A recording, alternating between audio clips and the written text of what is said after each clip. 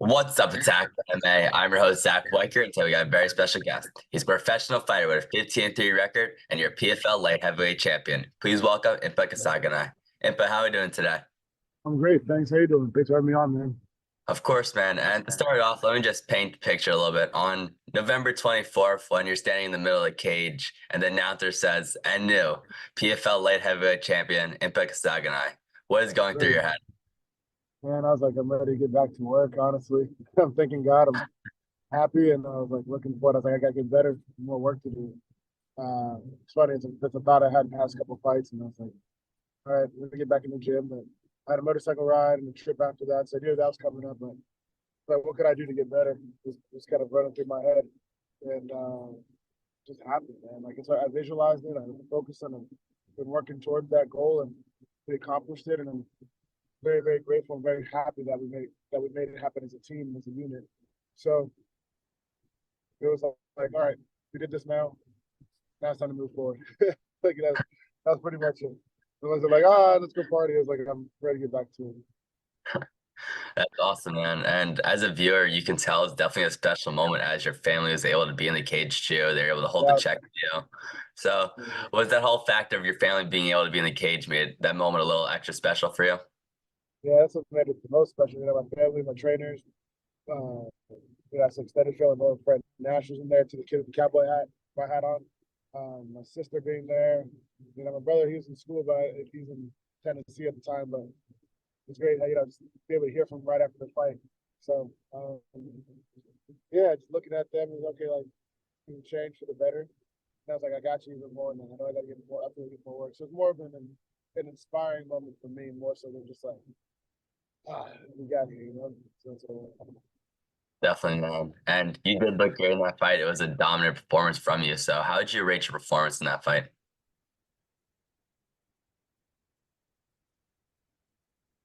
see, see, I can do a lot better. So, and I can finish them. The points in the fight where I missed it. Um, I'll probably push the pace even more. I know we pushed the pace the whole fight and kept pushing on them, but I can I can really, really push it a lot more. So I'm looking forward to it. Now it was an average one. It was like a 60 something to 70% of all that I know I can do. I don't like to put percentages on things, but for the question, I would say it's that. Like when I think about it and I watch the fight, I'm like,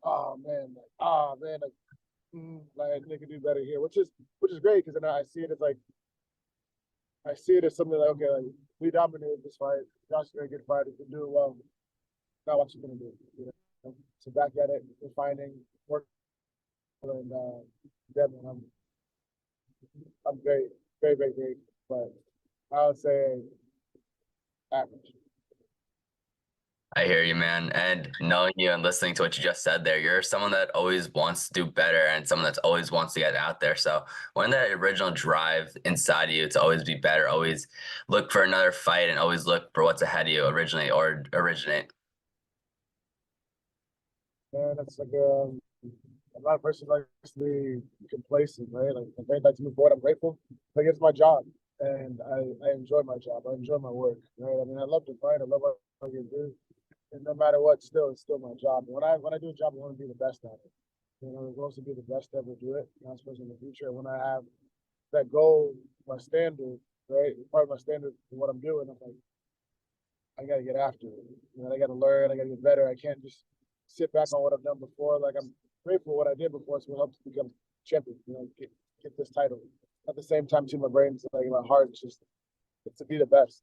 It's to be the best. I don't ever want to look back on my life or even look ahead and say, man, what if you do this? No, I want to figure it out. Uh, Dominate. I want to set the standard. I want to be the face of the PFL. Be the guy who who that when they see my family's last name, when they know that I'm a Christian man, when they know that I love God, like that, it all comes together. Like when you do it right, you do it relentlessly, that it pays off. Like I don't see why we do anything in life if you don't want to be the best at it. If you don't want to be like if it's a pursuit that you're going after, to be a husband, to be a father, to be a dad, to be a son, to be a friend, like you got to be the best one you can be. Musician, doctor, like in whatever God blesses you with, you get.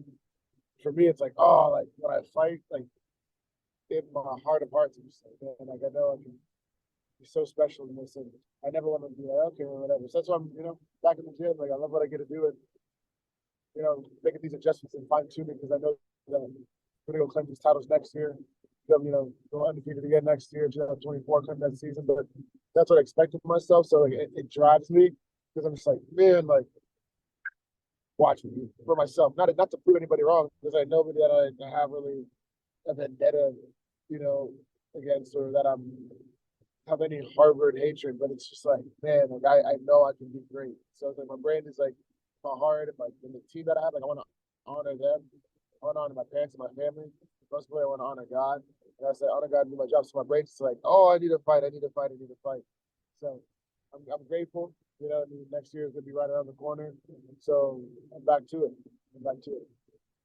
Definitely, man. And on being the best, you kind of had one of the best resumes this year as having 5 fights in the PFL and winning the championship. But it is the end of the year, and I feel like people haven't really thrown your hat in the name for Fight of the Year at all. So you feel like you need and you've earned more recognition than you've gotten. I don't care for much. For me, it's like I know who I am, and I know whose I am. People vote me, they vote me. People vote against me, they vote against me. Like when I first went to the 205, like why this guy fought at 170 and 185 go to 205? Oh, I knew he'd be good at 205. Oh, I hear that he'd be champion. Oh, you know what? We knew it. Josh, and then even analysts and announcers and people saying Josh is the toughest fight. Like if you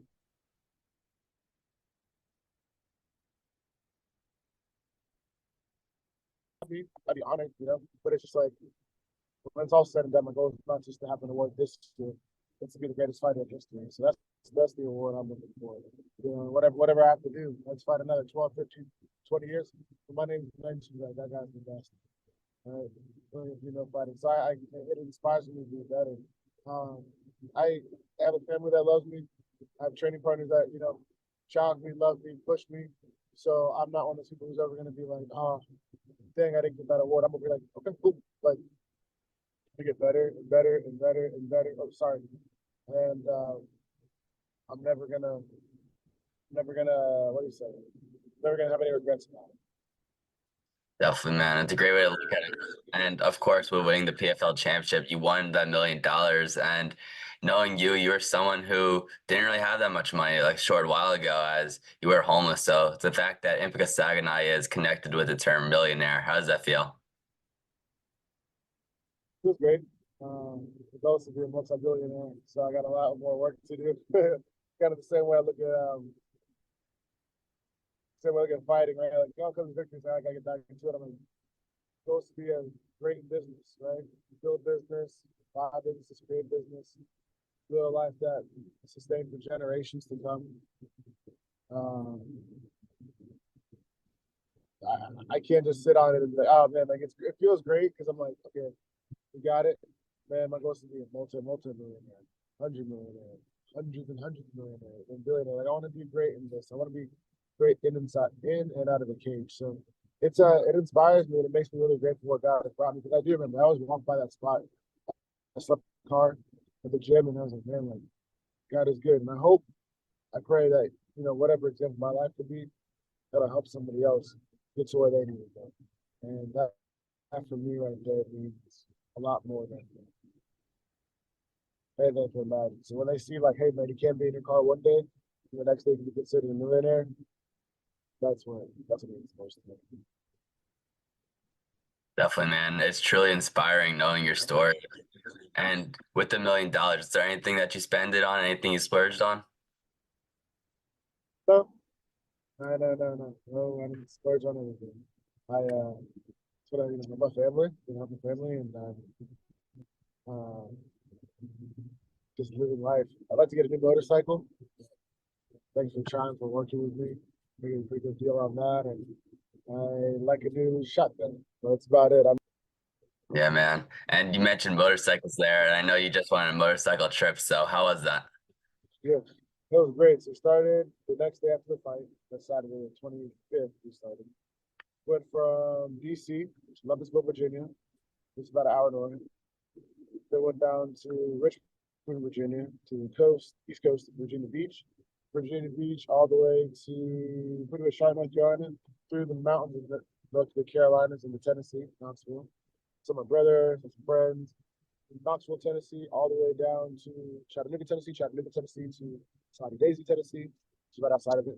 Then I went from Saudi Daisy to Atlanta, Georgia in the night, through the mountains, to Roswell, Georgia to uh, back to Atlanta to Ireland. And I didn't see that and get to. And I was in Ireland, just looked at PFL Europe fights, and it was a fun trip overall. And then now yesterday's like my first 24 hours back in Florida training since my fight.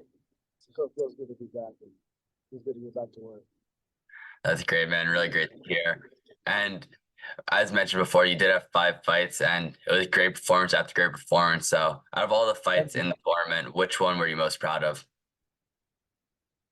Cool. So yeah, so just the Martin Hamlin fight is definitely my favorite one. You know, we had so many things going on. I knew him, the team, the guys. He got the takedown early in the fight. We able to dial back in, come in, find the shot, get the knockout in the way we did, like a clean combination. You work on those so many times, so many hours out the day and the week that you just want to get it done and get it right. The fact that we got it like that and finish the fight and to set up the moment to become the big moment, man, that's such a blessing, you know. So I yeah, that was my favorite one. And I say Josh fights a close second because he shut him down where he's strong, you know. Yeah, definitely, man. Like, once again, great performances, great fights. And looking from where you were when you were cut from the UFC back in 2021, I believe it was, to where you are now with being a PFL champion, winning 5 fights in the year. How much would you say you've grown in that time, mentally and skill set wise?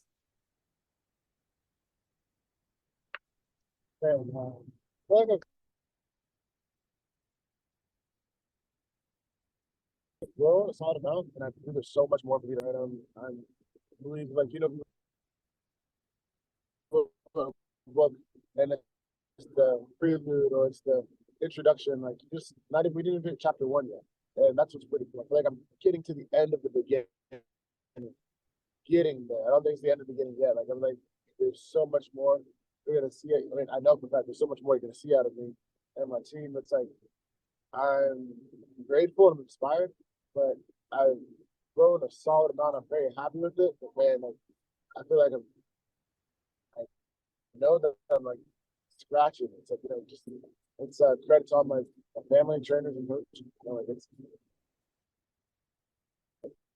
been it's been a journey so far, and I'm looking forward to what's coming up next. Definitely, man. And looking back to the PFL Bellator merger, that was very exciting news a couple of months ago. So, what's your whole opinions on the merger?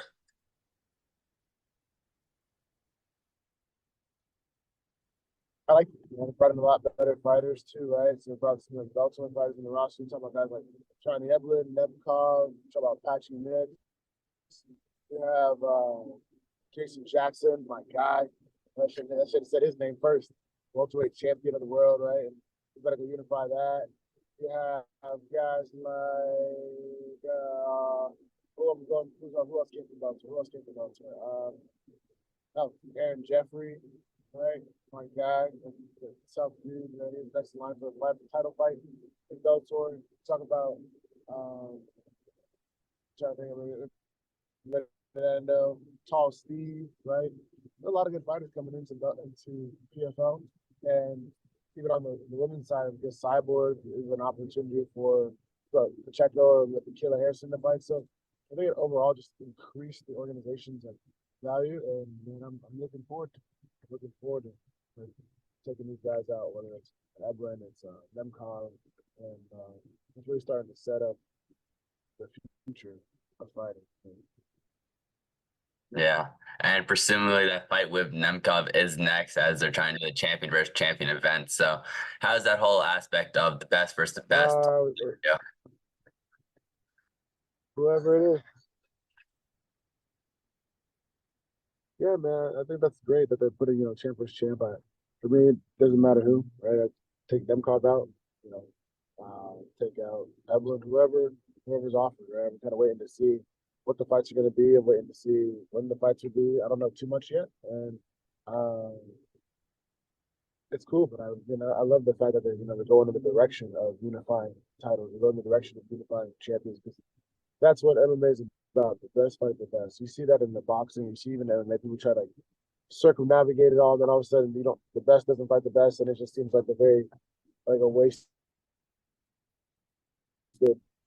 wasted time. One person pops, this happens. Yeah, what the heck? What's gonna come out of it all? And then you miss out on it. But the fact that the best can fight the best now, and two nations come together, I'm very very excited. Yeah. If it's whether they get Nemkov or whoever, like I know it's gonna be great. I'm excited no matter what the fights are. I know you'll put great performances on against whoever they put you against from the Bellator side. But someone on the PFL side you call out is Francis Ngannau, who's someone not a lot of people want to call out, especially light heavyweight. So Yes, would you say sir. Francis Ngannau is the challenging and toughest opponent that the PFL could put in front of you?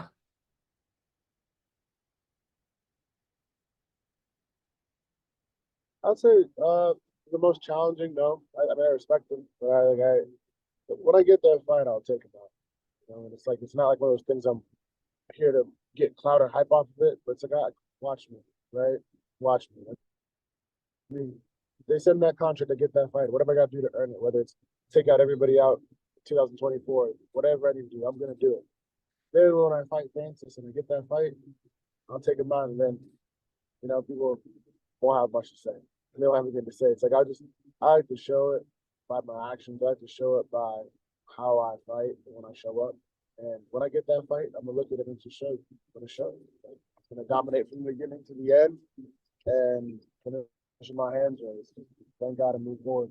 And I really respect Francis. I think he's done great work. I think there's some other guys that I can really fight too, but man, like, he's the one that has the biggest draw, right? He's the guy that has the knockouts. He's the guy that's done great work. He's the guy that's been champion, in different ways. So now it's like for me, let me show what I can do. A lot of people don't know much about. Been training since 24. Got the UFC right when I turned 26. Got released, and now people are like, well, what is he gonna do now? Then you don't, like, oh, Josh is gonna be the most competitive person. This person's gonna do that. And I'd be like, oh, what about Francis? He fought at 70. He can't fight at 205. Everybody can say what they want, and then I go do it, and then it's like, now what? I'm not a trash talker, so it doesn't come off like that. But when it comes to Francis Ngannau, I'm not playing. Like, I want that fight. We all have it soon enough, and I'll take him out too. And my final question for you is 2024 is approaching. So what are some goals for you inside and outside of the cage?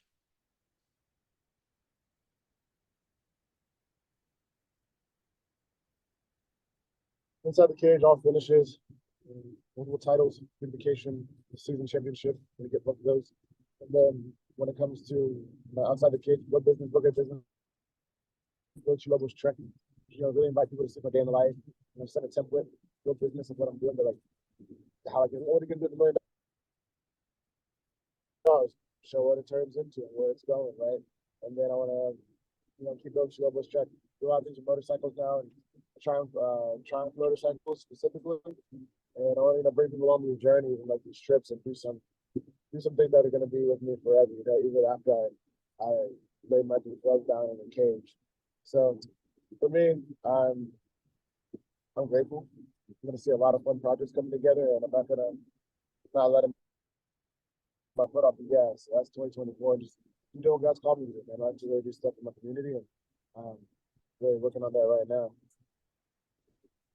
That's great, man. Impa, is there anything you want to shout out, plug for you out here?